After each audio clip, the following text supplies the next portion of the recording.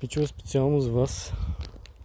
Първата ми риба от сезона на клатушка в Марица.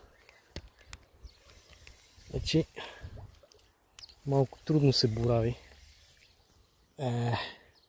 Зашива се перфектно кифленце. Да вземе още с падането на клатушката. Много красиво рибе. Супер.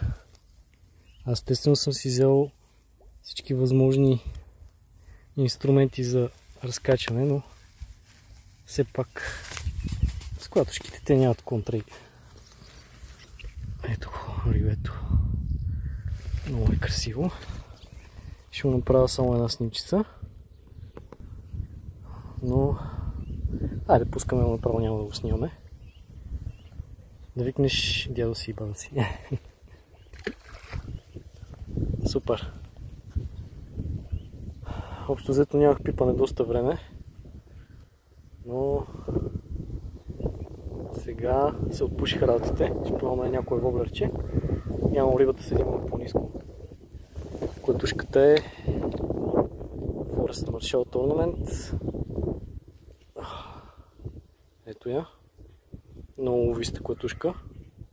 Специално за кефал, костур. Има хубава игра.